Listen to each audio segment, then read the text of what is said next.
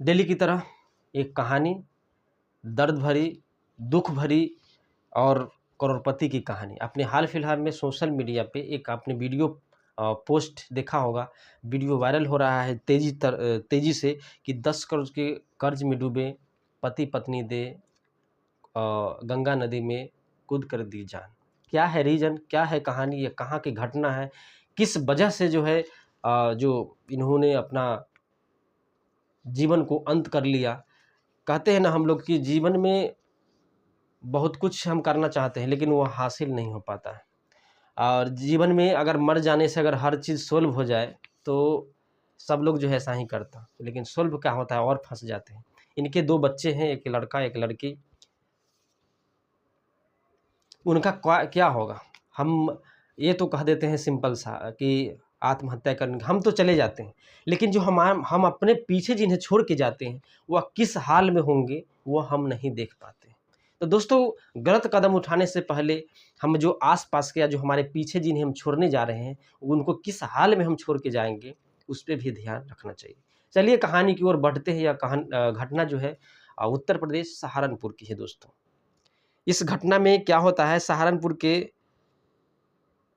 सरफरा यानी कि यह जो है कारोबारी होते हैं, यानी कि इनका जो ज्वेलरी का काम होता है, कर्ज के बोझ में दबकर जो है पत्नी के साथ मिलकर खुदकुशी कर लेते हैं। इस नोट्स में क्या-क्या लिखा हुआ था वो भी मैं आपको जानकारी दूँगा। एक साथ गंगा में छलांग लगाई, कारोबारी सौरभ गब्बर की लाश तो पुलिस ने बरामद कर ली, लेकिन उनकी वाइफ़ की जो पत्नी था मोना गब्बर, उनका जो है अभी तक नहीं मिला है, अभी जारी है। अगर मिलता है तो मैं आपको बताने की कोशिश करूँगा। अब तक नहीं मिले हैं, लेकिन उन दोनों के लिखे हुए सुसाइड नोट्स में एक ऐसा सनसनी, ऐसा खुलासा हुआ है जिससे सुनने के बाद आप कहेंगे जी इंसान जो है पैसा के लिए, इसीलिए कहते हैं ना कि जितना चादर हो ना उतना ही पैर फैलाना चाहिए। इंसान कर्ज ले लेता है लेकिन उसे कोई सोर्स नहीं मिलता है, उसे सधाने का, उसे चुकाने का।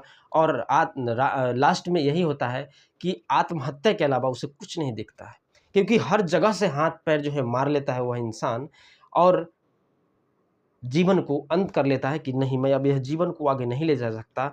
हर तरह से दबाव, हर तरह से जलीलें, हर तरह से गाली, हर तरह से परेशानी आ जाती है और यहाँ पे अपने जो है जीवन को लोग अंत कर लेते हैं, सुसाइड कर लेते हैं और जीवन यहीं तक ख़त्म हो जाते हैं। तो चलिए आगे और बढ़ते हैं। मोना गब्बर का कहाँ, क्यों नहीं पता चला है, मिला या नहीं? इतना अजीब इत्तेफ़ाक है कि जिस मोना के साथ उसने 7 जन्म का जो है कसम खाया था, मैं अपने जीवन में आपके साथ रहूँगा, हम अपने जीवन के लिए आपके लिए ही बना हूँ, मैं अपने जो जो भी कसम खाई है वह उसको निभाऊँगा। लेकिन ज़िंदगी में कभी न छोड़ने का वादा किया था और हर दम पल साथ निभाने का वचन दिया था। उस पत्नी के संग वो उस रोज़ मोटरसाइकिल पे बैठा। यह मोटरसाइकिल जो है 2 दिन पहले ही नया खरीदा था उन्होंने।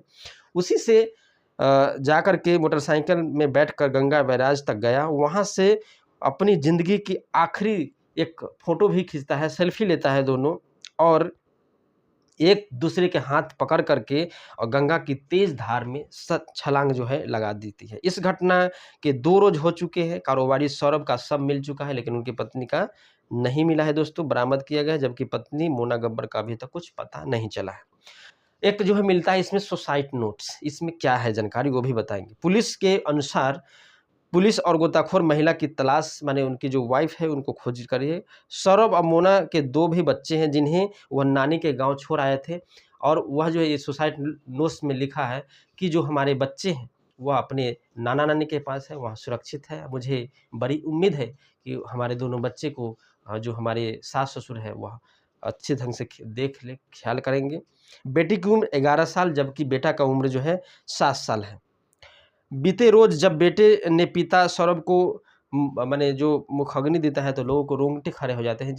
ये एक समय ऐसा था जब हँसता-खेलता परिवार उजड़ जाता है, लेकिन जो सौरभ थे यहाँ जो है अच्छा नहीं किया, क्योंकि उनको 2 बच्चे थे, उस चीज़ को झेलना चाहिए था, उसे परेशानी को सॉल्व करने की कोशिश करनी चाहिए था।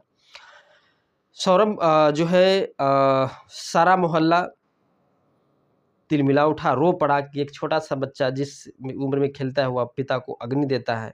मरने से पहले कारोबारी सौरभ ने व्हाट्सएप पे एक सुसाइड नोट्स अपने रिश्तेदार को भेज दिया था। इस नोट्स में लिखकर इबारत इतनी दर्दनाक है कि पढ़ने वाले सिर उठाते हैं। सुसाइड नोट पर लिखा है, मैं इस कर्ज के दलदले में कदर फंस गया हूँ कि बाहर नहीं निकल पा रहा हूँ। मरने से पहले की फ़ोटो हम सभी को शेयर कर देंगे। इसको कॉपी जो है शेयर करता है और इस कॉपी के जो पन्ने होते हैं, सुसाइड नोट्स होता है, एक कॉपी पे लिखा होता है। ये भी अजीब इत्तेफाक है ना कि सौरभ और मोना दस्तखत वाले सुसाइड नोट्स जिस कॉपी के पन्ने पर लिखा, उस पन्ने के सबसे ऊपर प्रदीप लिखा हुआ है। प्रदीप का मतलब आप समझते हैं ना, रोशनी।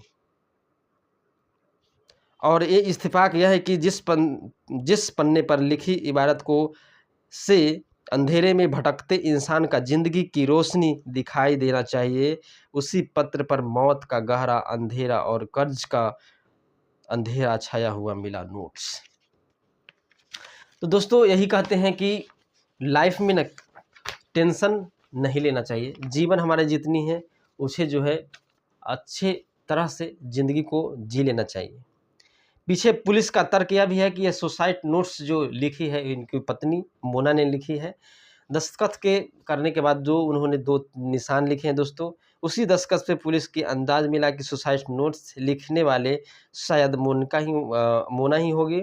समय मोना ने अपने दस्तखत के नीचे 2 लाइन खींच दी है, जबकि सौरभ के दस्तखत प्लेन है। उसी दर्ज पर सुसाइड नोट्स की इबारत इस नीचे दुनिया को अलविदा कह देता है। और यही है कि सौरभ ने कुछ रोज़ पहले ही एक बाइक खरीदी थी, जो मेरे को बता दिया, और सौरभ 10 करोड़ रुपए का कर्ज था। रानीपुर थाना के प्रभारी विजय सिंह ने बताया कि महिला का शव अभी तक बरामद नहीं हुआ है। उसे जो है तलाश जारी है। विजय सिंह ने बताया कि जानकारी मिली है कि सौरभ करीब 10 करोड़ रुपए का कर्ज था। विजय सिंह ने बताया कि आत्महत्या से पहले सौरभ और उनकी पत्नी ने जो नोट्स लिखे उसमें यह दर्ज किया गया कि दलदल इस कदर फंस गए हैं कि बाहर अब निकलना बहुत मुश्किल है। इस जीवन को समाप्त करना, और एक चीज़ लिखा था कि मकान और जो दुकान है वह जो है अपने बच्चे के नाम करके जा रहा हूँ। उस सुसाइड नोट्स में सौरभ ने अपनी दुकान व मकान दोनों बच्चे के छोड़ने की बात लिखी है। सुसाइड नोट्स में लिखा है कि हमने अपने नाना नानी के पास जो है बच्चे के छोड़ दिया है, उस पे भरोसा है। सौरभ ने आत्महत्या से पहले अपनी दुकान पर काम करने वाले गोलू को एक ऑडियो संदेश भी भेजा था, जिसमें उन्होंने कहा था, यह सब को बता देना हम लोग हरिद्वार में हैं और अब मरने जा रहे हैं। दोस्तों आसान होता है ना मर जाना, आसान होता है ना कहना कि हम मर जाएंगे। यह दर्द भरी कहानी सुन करके उन 2 बच्चे को क्या होगा।